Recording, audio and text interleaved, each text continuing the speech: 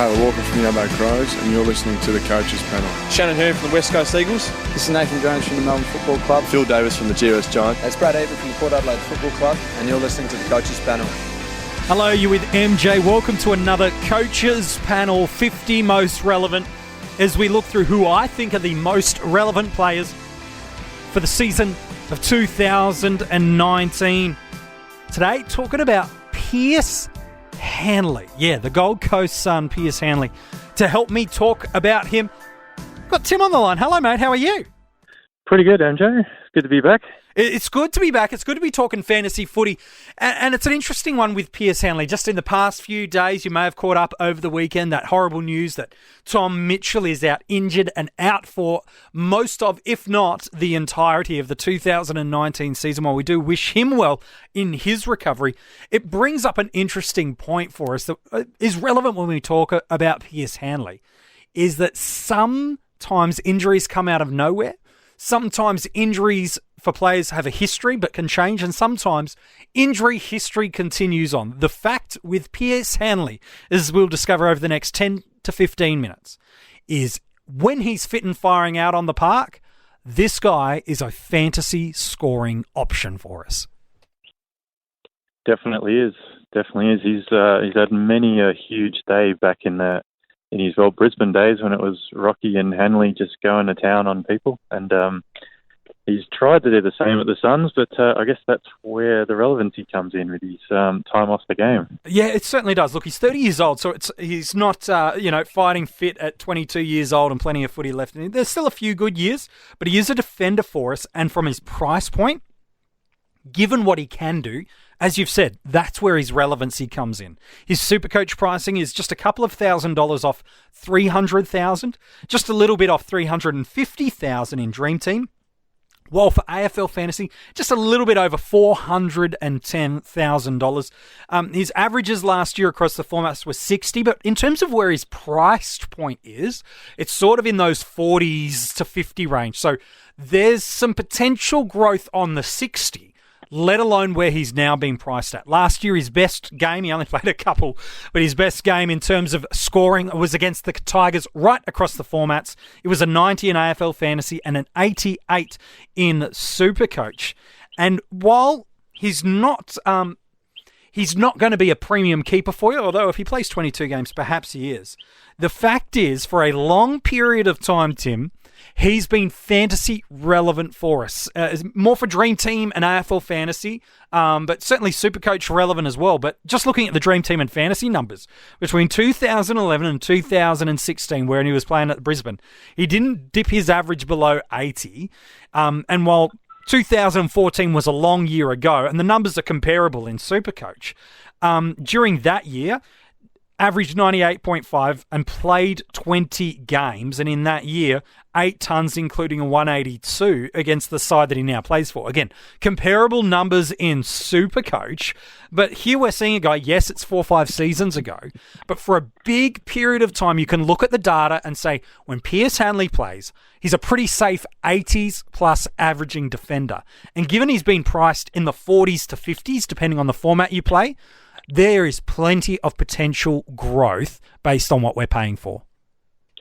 Absolutely. And whenever he's been defence eligible, which has been most of his career, as you said, he's been one of the better defenders, or at least in the conversation. Yeah. He's had some monster scoring runs. You said 2014, he had, that big 180, and I'm sure he's had another one at some point. And even the last year, when you're saying his high score was 90, he only played 3/4 of the match there, so that was the 3/4 time. Yeah.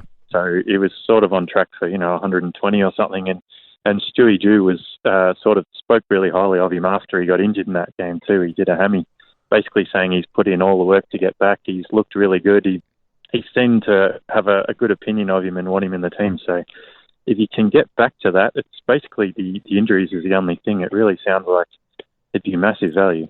Yeah, it is, because when he's on the field, he's scoring, at least, in my opinion, 25 to 30 points per game higher than what you're paying for in a seasonal average if he's on the ground, and then if he gets the role I believe he will get. Because when he's fit and firing, he's a proven fantasy footballer, but he's just a sublime player to watch. He's got these rare skill set that a lot of AFL players don't, and Gold Coast are screaming out for it because he's got this incredible burst of speed away from stoppages and outside of the contest, which makes him incredibly difficult to shut down when running at speed. He's got an exquisite kick and more often than not hits his target, which is great for Supercoach. And even though the Suns have had some difficulty keeping some players in their side, and they are looking for the next generation through that midfield, they're looking at the Brody, they're looking at Bose, they're going to look at Ainsworth, Swallow, Miller. Yes, they've brought in some top-up players like an Anthony Miles, that are certainly going to help them.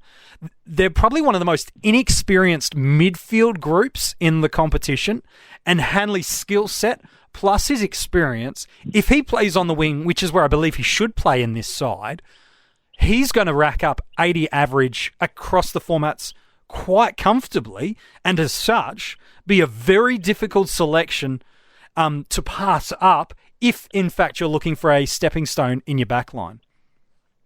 Yep, so you've touched on the role there. So basically, he used to do that a bit at the Lions too, didn't he? Push up onto the wing, sort of run out of half-back onto the wing.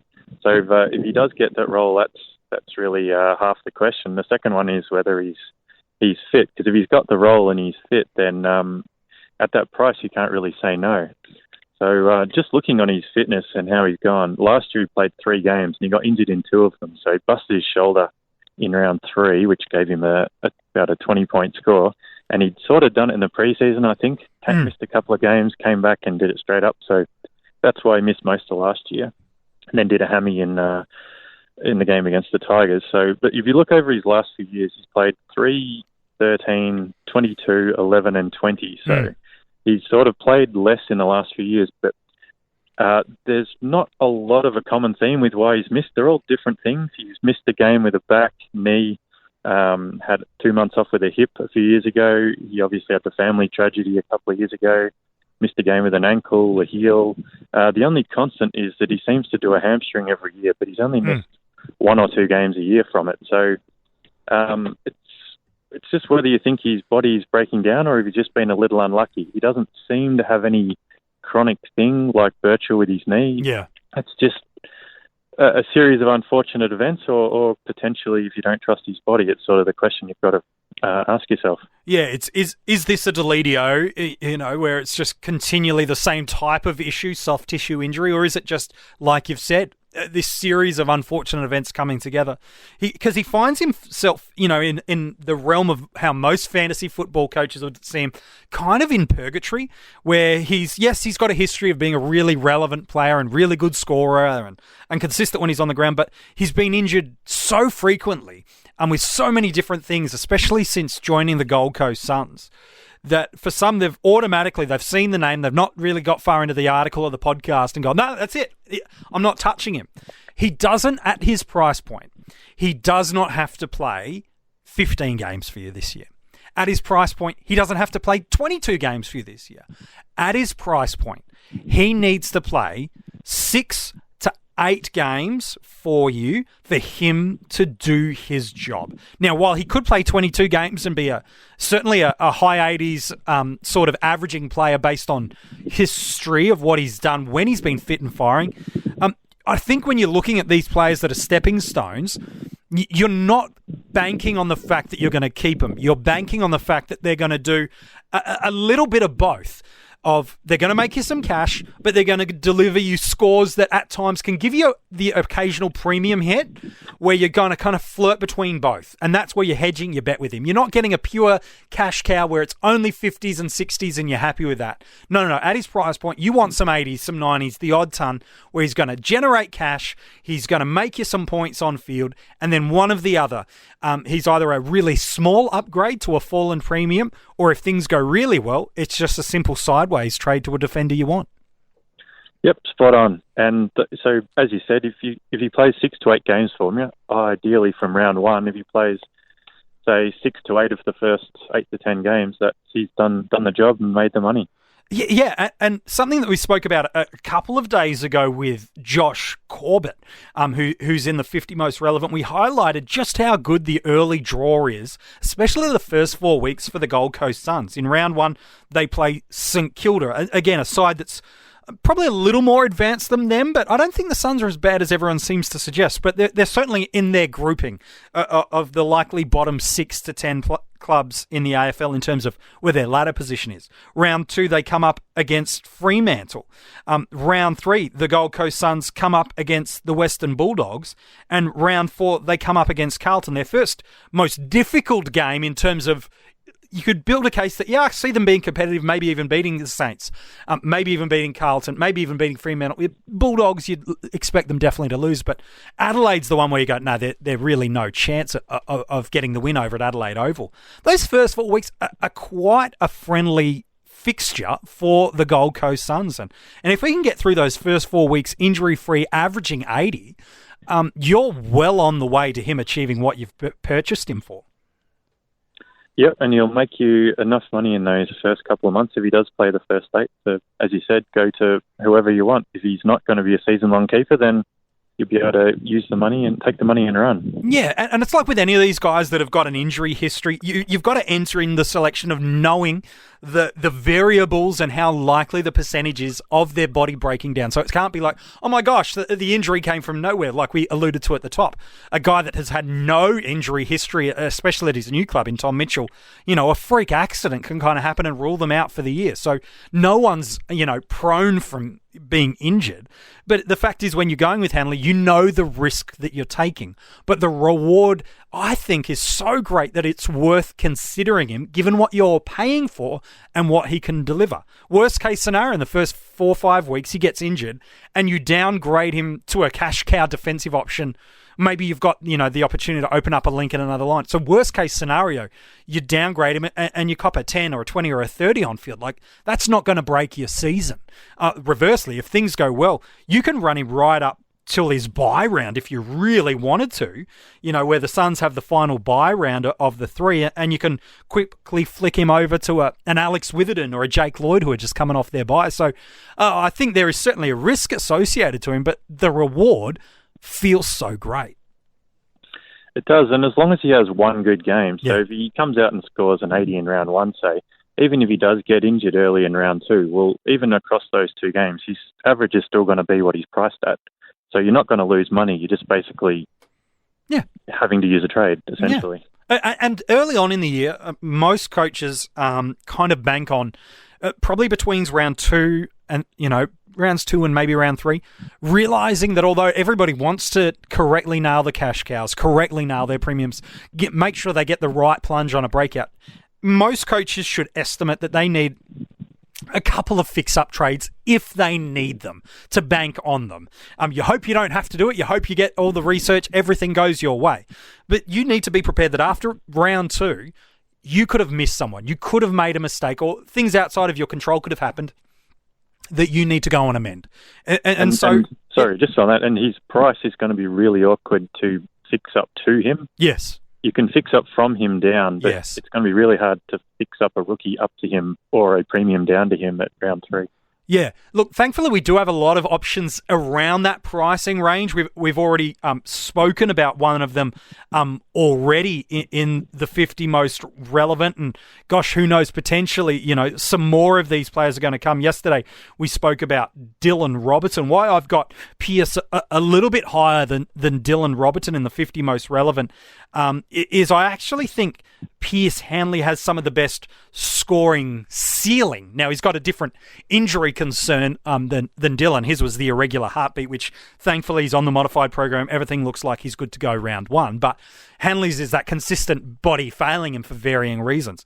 Hanley's got the ceiling that none of these mid-price stepping stone defenders, he's got it in spades. And so that's why, for me, I've got him ranked that little bit higher than Dylan Robertson. So while there is risk involved, here's where I find myself with Pearce Hanley at the moment, is if he gets the role I suspect he should, he gets through the JLT and the preseason fit and firing, it's going to be very difficult to not seriously consider him because we've got so many options through there. And look, maybe you do choose Robertson over him, and that's okay. Maybe you choose one of the others that may or may not appear in the 50 most relevant, and that's okay. But given what he's priced at, given what his potential is, he needs to be considered if fit and firing through the preseason. Yep. So I guess the last bit then would be, how do you see him in draft leagues, and would you give him much value in a keeper league at the moment? Yeah, it's interesting, let's talk about a seasonal draft league, I guess, for a moment, because if he's fit, if he's rolling through the midfield, then I certainly think an average of an 80 across any of the formats is certainly achievable. And that would put him as depending on the depth of your league and how you choose to build your back line, that's not horrible as a D3. I wouldn't pick him as a D3 straight out. I'd be wanting to pick him, a little bit later than that, especially given the injury history. But in a single season league, if I end up with him as my D4, as a stretch, I'm pretty okay with that. What are you thinking about a seasonal league, man? Yeah, I think that's pretty spot on. I wouldn't really want to pick him as one of my three best defenders. No. But not to say that if he stayed fit that he couldn't end up averaging there. Yeah. But if you could get him as your fourth, or look, I guess it depends on how deep people's draft leagues go. Yeah. But you get him as your fourth, or even potentially the fifth. Yeah. I mean, it depends. So like in Ultimate Footy and whichever formats, they tend to give you a default list that a lot of people work off as their draft, and players who've been injured previous years are often listed a lot lower than they should be. So it's sort of out of sight, out of mind a bit, and he's a candidate to drop further than he should just on that basis alone. Yeah, look, I think you should be able to get him at D4 pretty safely, and maybe you've got to know the coaches that are in your league and how they think and things like that. But you might, like you said, be able to get him at D5 because he's burnt some people because of his injury history. And again, depending on when your draft is actually held, if it's before the JLT, you may be able to get him at a D5. If it's, after the JLT and he's flying and gone and got a couple of 90s and 800s, then maybe it's not as easy. Keeper leagues, it's probably similar because of his age. At 30 years old, a lot of coaches in keeper leagues, once players start to hit 30, start to go sour on them a little bit. So again, you should get some value if he's fit and firing through there. He probably does drop away, maybe the late teen selection in a keeper league, maybe even further. Because let's be honest, in the late teens, once you've kind of built your best 15 core group, you're probably starting to look at picking off some of the young guns. You might have been doing that a bit earlier. So, gosh, maybe it is the early 20 rounds of a brand new keeper league that you're going and picking him up. It might be, yeah. And in terms of value, I guess if you have him, you kind of want to wait till he's had one big score and then just pick a coach who's clearly in it to win it this year and just see what they'll give you for him. Yeah, I think so. If you're developing, in a young list building, not a realistic finals chance, and you've got him in your list right now, if he is flying through the preseason, maybe you'll be able to get a little bit of extra value for him. Maybe another high draft a draft selection that may be of more benefit to your longer term strategy. Everyone chooses to play keeper leagues with a different mindset and strategy in mind. In a couple of the leagues that you see and you witness, there are some people that once they hit 30, no matter who they are, they're looking to sell them off. And then there are others that love getting those older guys because there's the potential value of others devaluing them. So, yeah, everyone chooses to look at them differently. But I think there's definitely plenty of upside with Pearce Hanley in seasonal and draft leagues. We just need to see him get through that preseason, and let's fingers crossed see him because he's a beautiful footballer to watch when he's firing. He is, yeah. Hopefully he stays fit and gives us another good player to watch in the season. Yeah, he certainly does. Hey, man, appreciate your thoughts today on Pearce Hanley. No worries, cheers. If you want to go and check out the article, you can go and do that at coachespanel.tv for Hanley and any of the other players so far in the 50 most relevant. You've got all the links for the Patreon if you want to pledge and be a part of supporting the Coaches Panel. And you can go and check us out on iTunes and Spotify to get this and every other podcast we do this preseason. Midway through the 30s of the 50 most relevant and some special guests coming up over the next few 50 most relevant episodes.